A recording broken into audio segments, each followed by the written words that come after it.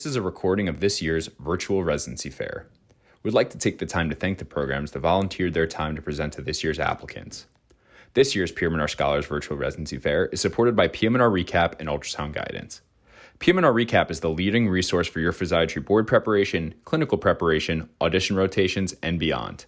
PM&R Recap offers 35 hours of review videos, hundreds of review questions, and oral board cases to help you become the best physiatrist that you can be. Head to pmnrrecap.com to learn more. Ultrasound Guidance is the innovative new online ultrasound learning platform that gives you instant access to expert instruction. With rapid scans and complete scans of every joint and peripheral nerve, Ultrasound Guidance is the perfect way to jumpstart your MSK ultrasound learning. Visit ultrasoundguidance.com to learn more. All right. So we are Corewell Health. Previously, it was known as Beaumont. There was recently a merger with a lot of the hospitals on the west side of the state in Michigan. So they merged together and now we're Corewell. We're based out of Royal Oak, Michigan. There is another Corewell Health program based out of Taylor, Michigan. We are completely separate entities and separate programs. We don't actually have like any affiliation or relation to one another, just for when you're applying, just so you know that they're two different programs. Starting with an overview of the program. So Corewell Health in Royal Oak, this is a picture of the hospital. It has 1,500 total inpatient beds. Our inpatient rehab unit is part of the hospital. It has 86 beds total, and there's a mix of general medicine, ortho, and neuro beds. The general medicine sort of entails whether it's like a critical illness myopathy patient, amputation, spinal cord injury. It just sort of depends. You kind of get a variety of everything. Our program was established in 1982. It is a categorical program. We have 4 residents per class. We're affiliated with Oakland University's medical school, which is about 30 minutes from the hospital, but their 3rd and 4th year rotations are based out of Corewell, Royal Oak. So we work a lot with the medical students, 3rd and 4th years. And in our program, we get a pretty good exposure to inpatient rehab, outpatient clinics, and subacute rehab. So I'll kind of talk about all of that. This here is our leadership. Dr. Burlingame is our program director. He is fellowship trained in EMG and musculoskeletal medicine. Dr. Weir, she's one of our assistant program directors. She does a lot of interventional procedures, and Dr. Grant does a lot of general musculoskeletal medicine. All 3 of them are also involved in our inpatient rehab floor. Our attendings sort of rotate throughout that. And then we work directly with them on consults as well. They're extremely supportive. Anything you could ever want, like if you want a different rotation or you want more exposure to something, when you talk to Dr. Burlingame, he always makes it happen. He's incredible. And there's definitely great mentorship with all 3 of them, as well as the rest of our attendings. They're very supportive, and just anything you need, they're always there to help with whatever it is. Our faculty, so we work with about 20 different attendings. They work in a variety of subspecialties. A lot of them work in interventional spine, but we have several trained in brain injury, spinal cord injury, pediatrics, cancer rehab, electrodiagnostic medicine, sports medicine. So you really can tailor this program to whatever it is that you are interested in, whether it's procedures or brain injury, spinal cord, whatever it is. They'll make sure that you have enough exposure to it if you are planning on doing fellowship. The unique thing about our program is we do work with all of these attendings are part of a private group. So we have significant exposure to the private aspect of medicine, which is really interesting. And you really learn a lot about like what would go into private medicine after you graduate. You would definitely feel comfortable going into a private practice because you see it even in terms of like in the hospital when it comes to billing and insurances and everything like that, but also on the outpatient basis because all of our outpatient rotations are in their private clinic. So that's definitely like a unique aspect. In terms of our schedule, I'll go through each year. So PGY 1 year, you do 5 months of internal medicine, 1 month of ICU, 1 month in the emergency department, 1 month neurology, rheumatology. 1 month is split between radiology and ortho. 1 month is an elective. A lot of us do nutrition clinic, but there's other opportunities. I know some people have done urology in the past. You can do pain management. It's really whatever you choose to do with it. And then 1 month you spend with the rest of us in the PM&R resident room, and you sort of rotate throughout in the outpatient setting, inpatient rehab, and consults. The internal medicine months, as far as those go, you definitely become very proficient in medicine, given that it is 5 months. But you learn very quickly how to be efficient on those. The learning curve between being a med student and starting residency on internal medicine is steep, but it makes you learn it very quickly, and it prepares you really well for inpatient rehab the second year. You don't do any nights, which is really nice, and you don't have it like no overnight call, nothing like that. There's some long call days where you're there until 8:30, but other days you leave anywhere between noon and 5, which is really nice. In the ICU, you do 1 week of nights, but that's only throughout your entire residency. That's pretty much the only time you're going to be doing any shifts overnight, besides probably a few in the emergency department.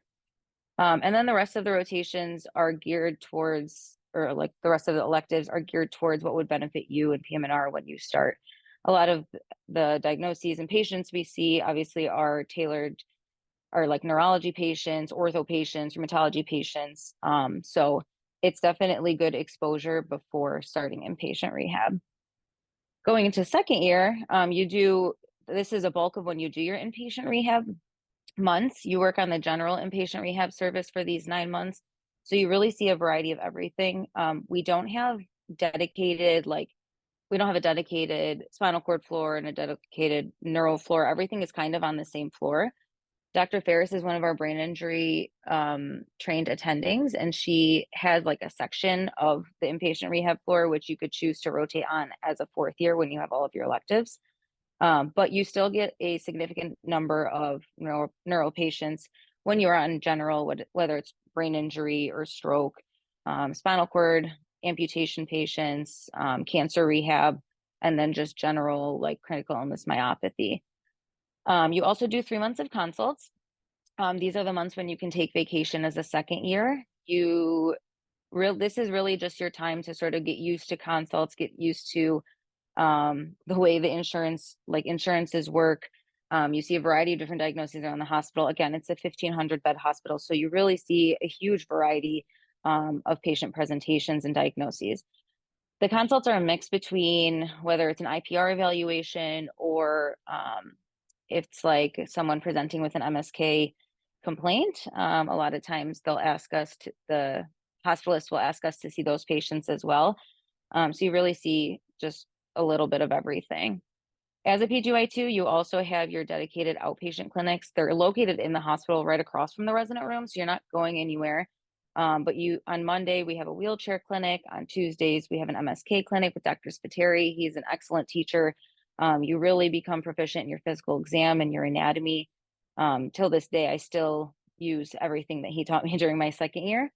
And then every other Thursday, there's a prosthetics and orthotics clinic. So for the wheelchair clinic and the prosthetics and orthotics clinic, you work directly with the vendors from the DME companies, and then like the prosthetists and orthotists. And then as well as occupational therapists. So it really promotes like interprofessional care, and it's ultimately better for the patient. You learn a lot from them because it's not things that we're necessarily used to seeing. So it's just a different aspect of rehab that I don't think that there's always a lot of exposure to. During your third year, this year, you have a little bit more variety. So you do 3 months of inpatient rehab, but this is typically ortho patients. This is where you'll see a lot of your trauma patients or any patients after surgery, like fractures and things like that. Also a lot of spine patients after like their spine surgeries as well. You do 3 months of consults. This is when you do like a bulk of your consults. As a third year, we take a majority of the consults that come in to give the second year just the opportunity to take that time to like focus on their few patients and learn from those patients. You become very proficient in your exam in your second year, but even more so in your third year. And then you also become very efficient in seeing like a high volume of patients. You do 3 months of EMG. So this is when we start learning our EMG, like hands-on. And that month is just dedicated to the EMG clinics. We have them on Monday afternoons and every other Thursday, but also inpatient EMGs. So any EMG that's ordered in the hospital, our residency program is responsible for completing. And so definitely starting in third year and definitely in fourth year, you exceed the ACGME requirements for the number of EMGs that you'll perform. And then we also have 3 months of pediatrics. We work with Dr. Dabrowski. He is absolutely incredible. He is so knowledgeable, and it definitely gives you a different view of the field of PM&R. You get a lot of Botox exposure this month. He has 1 day a week that's solely Botox, oftentimes for patients with cerebral palsy or any sort of spasticity. He does see adults as well, so it just sort of depends. And in those days, he will see anywhere from like 40 to 60 patients a day. So you absolutely also get your Botox ACGME requirements.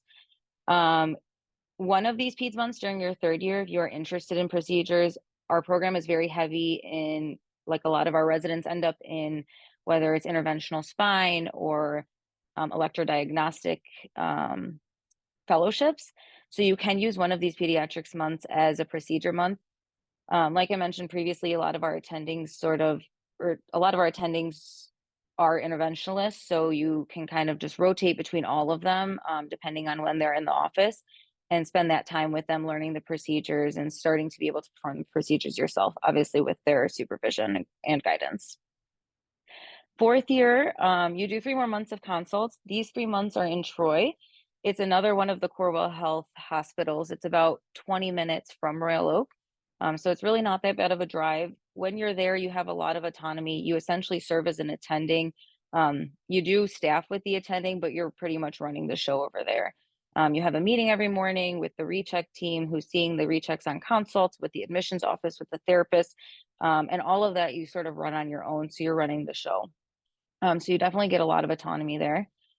We split between the 4 of us. We split 3 months, or we split the whole year up. So we each serve as the chief resident for 3 months, which is pretty nice.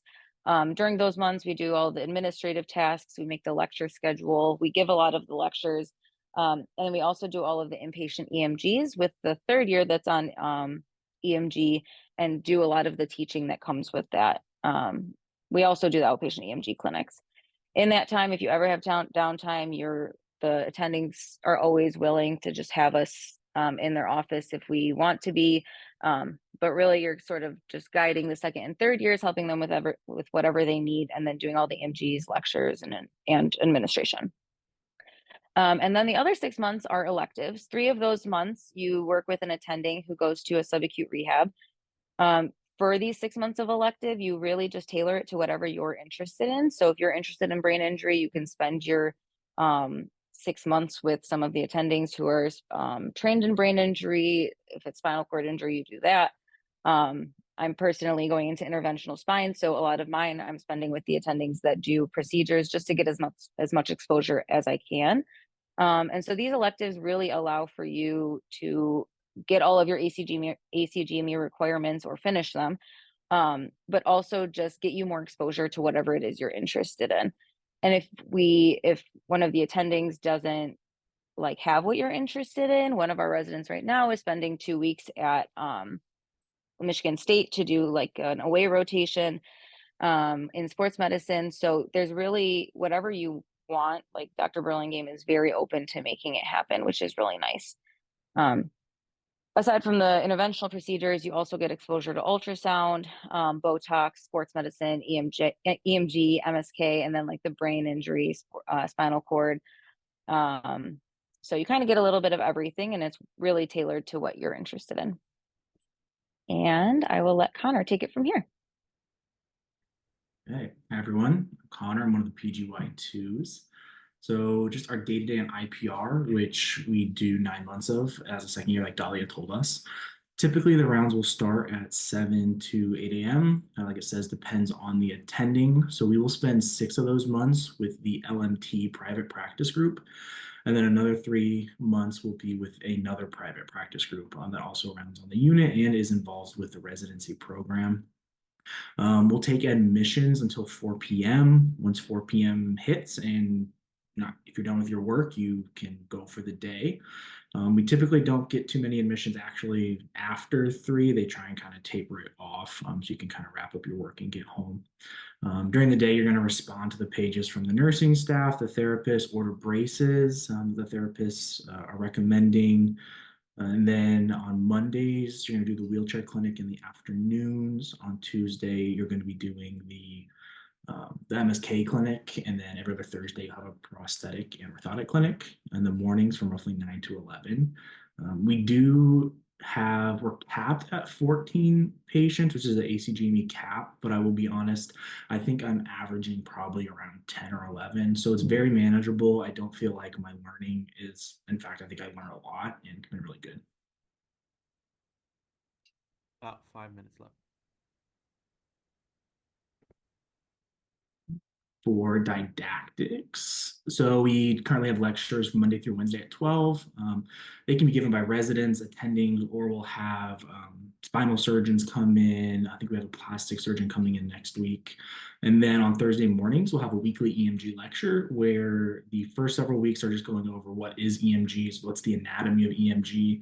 And then also, I think tomorrow, or this Thursday, we are starting going over cases. And so really we hit the ground running from EMGs as a second year, even though you're not spending time in the EMG clinic really until third year. We'll have journal club roughly once per month, and then anatomy every other Thursday as well. And then ultrasound lab, Dr. Bovin, he's one of our more interventional attendings. So he'll do ultrasounds for the PGY3s after he's done rounding, and then he'll come down and do some ultrasound lab with us. It's pretty great. And call schedule, this is great because I'm actually on call right now. So we take home call during PGY2 and PGY3. It's roughly 35 nights per year. I think it's like 26 or 27 weekdays, and then 6 or 7 Sundays. So you're on call from 5 p.m. to 7 a.m. You are covering the unit, but not the neuro beds. That's a different service that's covered. I think this is my 8th call. I think I've had roughly 5 or 6 nights where I've just been able to sleep through the night, and only one where I've actually gotten pretty routinely paid. So really, it's a really great call schedule. And then you work one major holiday as a PGY2. So that's Thanksgiving, Christmas, New Year's, or Labor Day. And then I'm not sure what the minor holidays are, but honestly, it's pretty great to work one holiday a year and then nothing as a 4th year. And benefits, so our salaries actually just recently went up for everybody this past year with the merger with Corewell. I believe we're now the 2nd highest in terms of salary, just after University of Michigan. We get 20 vacation days, 5 conference days, and then 2 wellness days. The wellness days, as long as you make any sort of appointment, you have the rest of the day off, regardless of what time of the day that appointment is. And then the meal allowance is roughly $1,800, which is great. I think if you're not careful, you can blow through it, but it still usually takes at least 6 to 8 months to get through it. And then the education fund is about $1,200. That is, we get an education fund from Corewell itself, but then the private practice also gives us some other additional money from their fund as well for resident education. And the match is a little convoluted. It's up to a 4% match by the hospital. That does depend on how well the hospital does, but it's between 1% and 4% per year. Now I'm just trying to give Gabby enough time to talk about the other things that we do. Hi, everybody. I'm Gabby. I'm a PGY3. So talking about some of our events that we host every year, we are definitely a social group. Some of the things here every year, we have a welcome barbecue. This is before July 1st to kind of introduce ourselves with the ones and just get acquainted and just bring everyone together in the very beginning. We have this recurring Dougie games, which is really fun, where everybody gets together at in our program director's house and just do a bunch of lawn games and kind of compete a little bit. As you see, we're doing like the 3-legged race over there. That's always a really good time.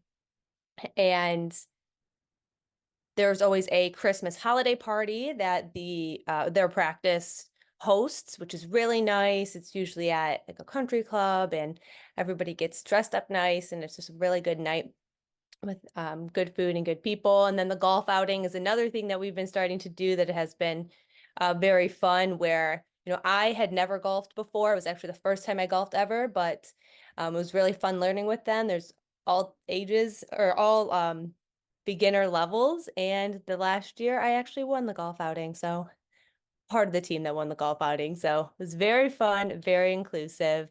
They do stuff like fantasy, basketball, football leagues. We always do March Madness, stuff like that. Always going to each other's houses to watch games, a lot of different things like that. But I'll About move 1 on minute because I left. know 1 minute. Okay. Also, what we do here for some post-residency stuff, a lot of here's just shows where people have went and what they do. Our class is really our program. We really like interventional spine apparently. And so a lot of us have gone there in the past, and a lot of us are interested in it now.